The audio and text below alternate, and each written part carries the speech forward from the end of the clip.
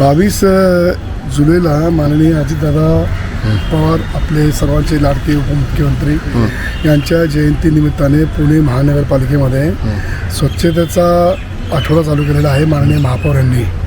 आणि त्या अनुषंगाने आम्ही कोथरूड, बावधन, क्षेत्रीय कार्यालय अखत्यारीत तिन्ही प्रभाग क्रमांक 10, 11, 31मध्ये मोठ्या प्रमाणामध्ये विशेष स्वच्छता मोहीम राबवलेली आहे, ज्याच्यामध्ये सर्व नागरिक, व्यापारी, त्याच्याबरोबर माननीय सभासद यांनी भाग घेतलेला आहे.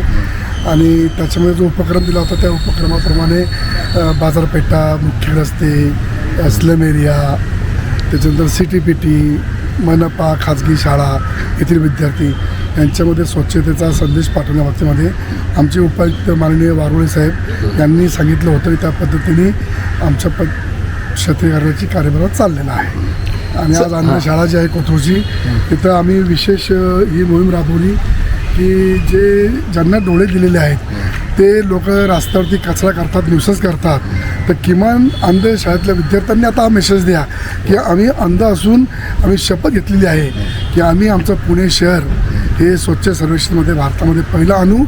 आणि आम्ही पुण्यातले जे डोळस असलेले नागरिक आहेत जे अस्वच्छता करतात त्यांना आम्ही संदेश देतो की तुम्ही आपलं पुणे शहर, पर्यायाने आपला महाराष्ट्र, पर्यायाने आपला भारत देश स्वच्छ आणि सुंदर घडवावा, यासाठी आम्ही इथे शपथ आणि स्वच्छता मोहीम राबवलेली आहे. नमस्कार, मी ती Poona school and home for the blind girls Kothrud इथे मुख्याध्यापक या पदावर कार्य करत आहे.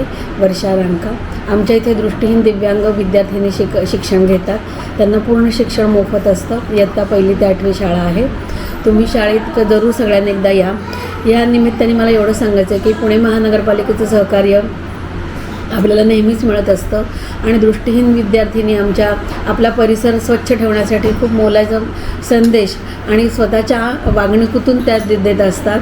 आपला परिसर, आपली शाळा स्वच्छ ठेवली पाहिजे आणि पर्यावरणपूरक आपलं आयुष्य असलं पाहिजे आणि आपलं आचरण असलं पाहिजे, यासाठी विद्यार्थ्यांनी नेहमीच कार्यरत असतात. आणि पुणे नगरपालिकेचं आम्हाला नेहमी सहकार्य आणि योगदान असतं, मार्गदर्शन असतं.